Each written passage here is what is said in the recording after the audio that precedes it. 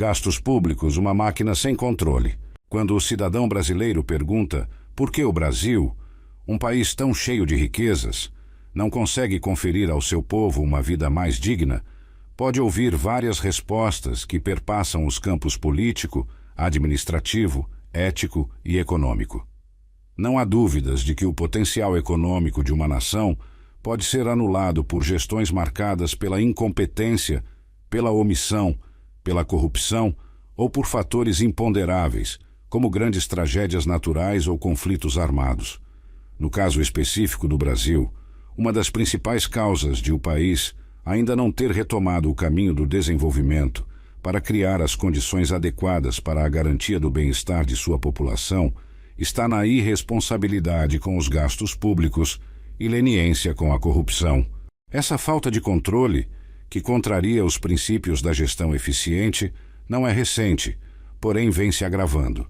Dados publicados pelo Ministério da Fazenda em 13 de dezembro de 2019 e atualizados em 23 de janeiro de 2020, mostram que no período de 15 anos, entre janeiro de 2001 até dezembro de 2015, predominantemente governos de Luiz Inácio Lula da Silva e Dilma Rousseff, os gastos do governo saltaram de 205 bilhões de reais por ano para 1.154 bilhões de reais por ano.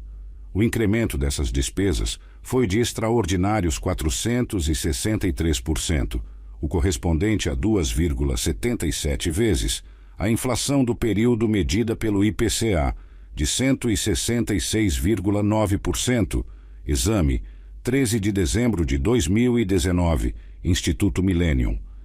Esse excesso de gastos custou ao país nada menos que 606,85 bilhões de reais por ano, número que fala por si. Outra causa do crescimento dessa despesa foi o aumento do número de funcionários públicos federais, que chegou a 35% em 15 anos, de 2001 a 2015. É quase o dobro do que aumentou a população nesse período, 18,82%. O fato é que o país gasta cada vez mais para sustentar uma máquina de dimensões maiores, ano após ano. Em 2001, o país gastou 63,2 bilhões de reais com o funcionalismo público. Esse número subiu para 298 bilhões de reais em 2018, ou seja, a despesa cresceu 106,38 bilhões de reais por ano, o correspondente 471,52%. Em valores nominais, foram 234,80 bilhões de reais a mais e 191,62 bilhões de reais acima da inflação, IPCA, do período. Os efeitos disso são devastadores. Matéria publicada pelo jornal Folha de São Paulo em 29 de janeiro de 2023 mostra que o déficit atuarial previdenciário atingiu 6 trilhões de reais, valor equivalente a 93% da dívida pública líquida. Uma hora a conta vai chegar e vai custar caro. Conforme a reportagem, os governos federal, estaduais e municipais têm dispensado valores crescentes de sua receita líquida para pagar servidores aposentados, além daqueles na ativa, sobrando cada vez menos para custear a máquina administrativa e investir.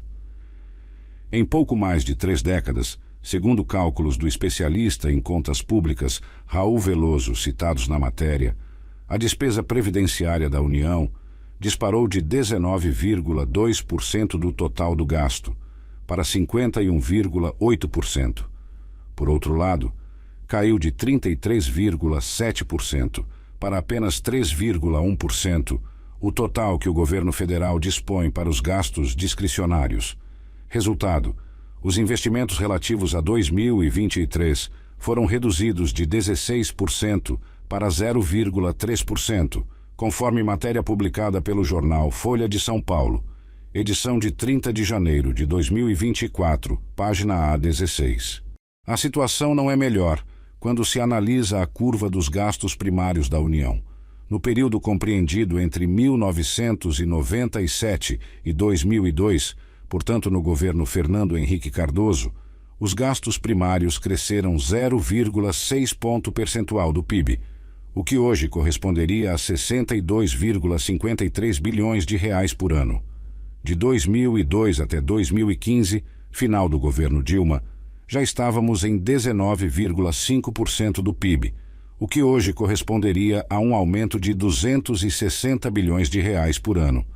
Tivemos um decréscimo nos governos Michel Temer e Bolsonaro, que reduziram para 18% do PIB. Agora, novamente, entre 1º de janeiro e 31 de dezembro de 2023, primeiro ano do terceiro mandato de Lula, o crescimento foi de 1,3 ponto percentual do PIB, ou 135,46 bilhões de reais por ano. Desde 1997 até hoje, os gastos primários da União cresceram de 14,1% do PIB naquele ano para 19,3% do PIB, agora em 2023. Em contrapartida, nas últimas 4 décadas, o investimento público em infraestrutura teve bom desempenho apenas em 1983, caindo vertiginosamente depois, nesse período. Em 1983, correspondia a 5,7% do PIB. Em 2023, foi de apenas 2,1%, uma redução de 63% no investimento em 40 anos, e não obstante o aumento da carga tributária em 50%. Ou seja, crescem os gastos com funcionalismo público e cresce a carga tributária sem que a máquina administrativa consiga dar a resposta adequada às necessidades da população, porque não se investe, não tem capacidade de investir nas prioridades para garantir qualidade de vida às pessoas.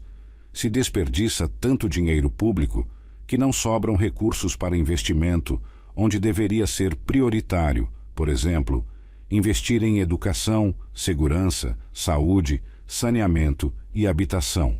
Sem austeridade nos gastos públicos e sem equilíbrio fiscal, é impossível para o país desenvolver um projeto social sério e eficiente, a começar pela implantação de educação em tempo integral para todas as crianças e jovens. E assim, o Brasil não caminha para ao menos diminuir as desigualdades sociais. Não se trata de nenhum preceito da economia moderna, mas de uma lição que remonta a mais de 2000 anos, dada pelo senador romano Marco Túlio Cícero, no ano 55 a.C. O orçamento deve ser equilibrado, o tesouro público deve ser reposto, a dívida pública deve ser reduzida, a arrogância dos funcionários públicos deve ser moderada e controlada, e a ajuda a outros países deve ser eliminada, para que Roma não vá à falência. As pessoas devem novamente aprender a trabalhar, em vez de viver às custas do Estado. Artigo escrito por Samuel Hanan. Samuel Hanan é engenheiro com especialização nas áreas de macroeconomia, administração de empresas e finanças, empresário, e foi vice-governador do Amazonas, de 1999 a 2002. Autor dos livros Brasil, um país à deriva e Caminhos para um país sem rumo. Acesse o site samuelhanan.com.br.